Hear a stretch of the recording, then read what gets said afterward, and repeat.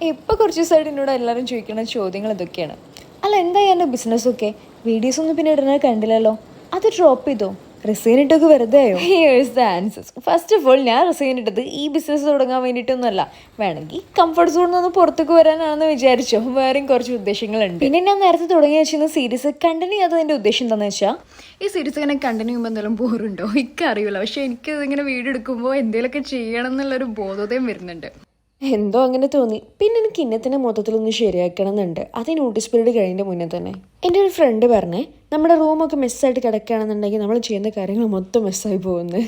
അതുകൊണ്ട് ഞാൻ ആദ്യം അതൊന്നും ശരിയാക്കി എടുക്കരുത്. പോകാനായിട്ട് റെഡി ആയിട്ടുണ്ട്.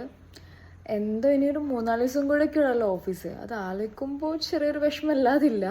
കാരണം ഒരാളുടെ മൂമെന്റ്സ് ഒക്കെ നന്നായിട്ട് മിസ് ചെയ്യും. വേറൊരു കാര്യം കൂടെ ഉണ്ട്, എവറി മന്ത് നമുക്ക് കിട്ടുന്ന ഒരു ഇൻകം അല്ലാണ്ടാവാണ്. അതുകൊണ്ട് തന്നെ നെക്സ്റ്റ് മന്തിലേക്ക് ഞാൻ ഫ്രീലാൻസ് ആയിട്ട് കുറച്ച് ഷൂട്ട്സും കോണ്ടന്റ് ക്രിയേഷൻസും ഒക്കെ കൺഫേം ചെയ്ത് വെച്ചു. ഇതിനിടയ്ക്ക് ഞാൻ ഇടയ്ക്ക് നിർത്തിപ്പോയി എൻ്റെ ജേണൽ എഴുതുന്ന ഹാബിറ്റ് കണ്ടിന്യൂ ചെയ്തു. അതുപോലെ തന്നെ എൻ്റെ പ്ലാനറും ഫോളോ ചെയ്യാൻ തുടങ്ങി. പക്ഷെ ഇത്ര ദിവസമായിട്ട് എനിക്ക് നേരത്തെ ഉറങ്ങാനും നേരത്തെ എണീക്കാനും കഴിയുന്നേ അല്ല. അതിൻ്റെ ഡാർക്ക് സൈഡ്സ് കാണാനുണ്ട്.